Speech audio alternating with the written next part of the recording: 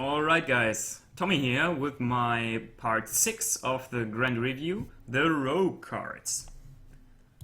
Let's start first with the Legendary and Nubarak. I think this card is way too slow. It's Malorn for the Rogue. And it's even more expensive than Malorn, but the value really just pays off in the very long game. So you really need to build like your very long-term control Rogue. And I don't see the mechanics quite that for that type of deck. It's not good enough yet. Rogue doesn't have the survival abilities and also not the kind of board clear mechanics. Of course there's always Blade Flurry, but that's not good enough. The Oil Rogue is just much better all in all. So I think this card is just too slow. In Arena it will be quite alright, I guess, but also not very overpowered because 8-4 is just very weak. It will just die all the time. Of course you can play it again all the time and again and again, and then you get the Nerubians, but still, it's in Arena it's alright, and Constructed is way too slow. I think it's even a little bit weaker than Malorn. Beneath the Grounds. I think this card is very strong. You just combine it with your Code-like Oracle. You can put it in your mill decks, but I'm not sure if Mill Rogue will really be a thing. But I think you can just add Code-like Oracle to your Oil Rogue, and you can also add Beneath the Grounds to your Oil Rogue.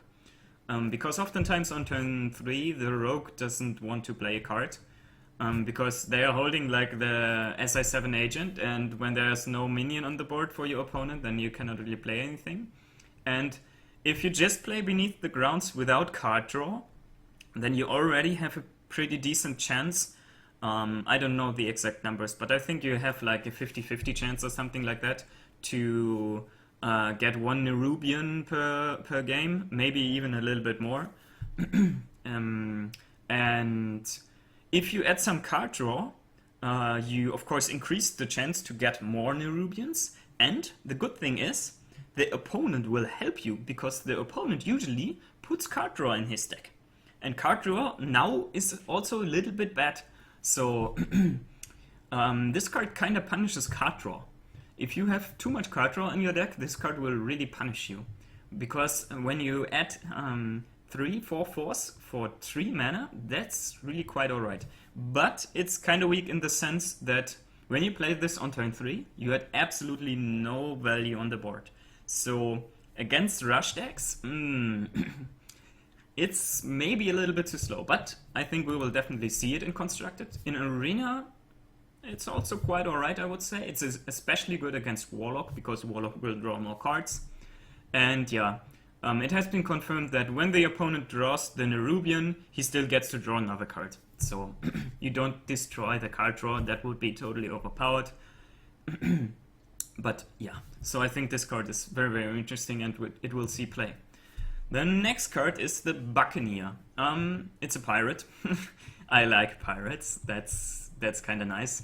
But I still don't really believe that the Rogue Pirate deck will make competitive play. I think there are some unfair mechanics like the ship's cannon, but yeah, it's not strong enough. But the Buccaneer is kinda a better Goblin Autobarber.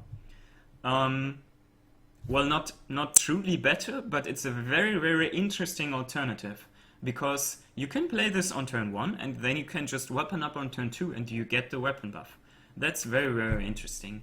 And you cannot really coin out the Autobarber on turn 1 and then get still the weapon buff. That's not possible. You kind of have to coin out the weapon, and then your opponent will know that you are planning to play the Goblin Autobarber. And yeah. Also, you cannot play the Goblin Autobarber on turn 3 unless you have the coin.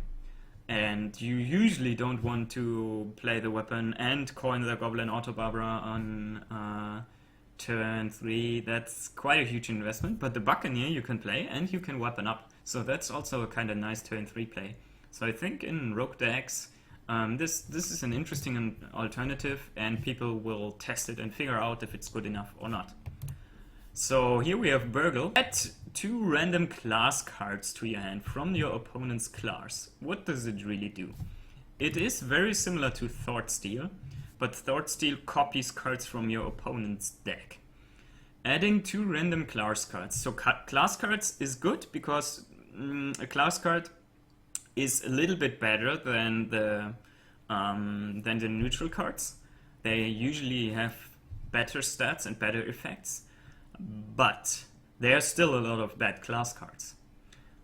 So I think this card is bad because I think one card of your deck, which was specifically chosen of you to be part of your deck, to fit all the mechanics in your deck, to fit your archetype and all that kind of stuff, will on average be much better than 2 random cards of the opponent's class.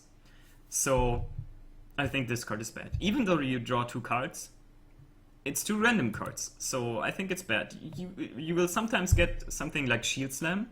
That's also the problem Thoughtsteel has. So you get cards which are totally useless for you. And yeah, I think this card is a little bit too weak. I think in Arena it's quite alright. But for Constructed, I think it will not make the cut. I also don't see Control Rogue happening. Yeah. Next card is Cut Purse. Okay, this card is just too slow in my opinion. Given Rogue a coin is very nice value, but a 2/2 for 2 mana, it's a little bit too weak. In Arena it's okay-ish, I think. You get really value if your opponent doesn't have an answer. That's okay, but for Constructed it's just too slow. Next card is...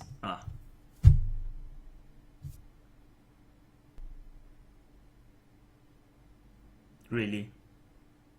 Really?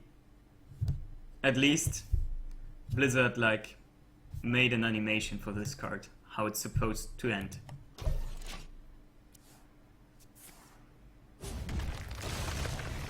There you go, Poison Blade. Get crushed. Shadopan Cavalry. I think people will try this card out. It's a Boulder Fist Ogre for 1 mana less, so you get to play your Deadly Poison and your Shadopan Cavalry. Sounds interesting on paper. I think people will try it and then people will realize that it's not quite strong enough, because I think the general Oil Rogue scene is just better. Oil Rogue is very, very refined and very, very competitive already. So Oil Rogue is really hard to improve, and I think this card doesn't quite fit in the Oil Rogue. I'm not too sure about that because I'm not really an Oil Rogue player. I think people will experiment with it, but it might be a little bit too weak. Shady Dealer, yeah, I don't really believe in the pirates. 3 mana for 4/3, that's alright, I guess. 3 mana for 5/4, that's also not super OP. So I think this card is too weak to see play in Constructed. I don't really believe in the pirates. And even if you get the Battle Cry bonus, that's not super overpowered. That's alright, but not super overpowered.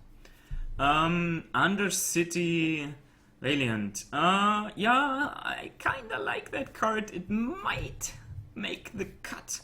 It's of course very similar to the SI7 agent, and I think the SI7 agent is most of the time better. But when you are up against aggro, like when you're Oil Rogue and playing against a Face Hunter, which is a pretty bad matchup, you kinda don't have the time to wait until turn 3 when you can play the SI7 agent. Of course you kinda wanna coin it on turn 2, but yeah, I think the Undercity Valiant, maybe you wanna add 1 copy of this to your Oil Rogue deck, because in the early game dealing 1 damage and putting out just a body, that's pretty strong. If the meta is aggressive against aggro paladin or something like that, you can kill a Leper Gnome or an Abusive Sergeant, and you get to choose where that damage is going to be, and you get to play another card with this. Well, you have to play another card with this. Okay, it's more, I think it's a little disadvantage, but you get to combo this on turn 3 with Deadly Poison. And also you get to combo this on turn 4 with Eviscerate. So These combos are not possible with the SI7 agent unless you have the coin. Of course, you can coin Deadly Poison on turn 4 together with SI7. Yeah, but that's not really a thing.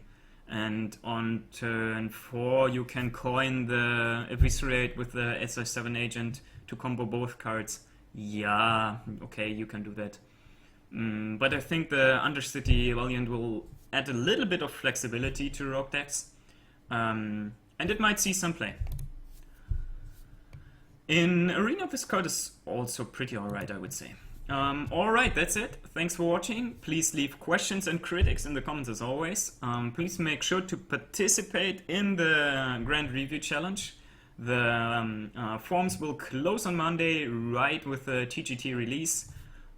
See you in my next video.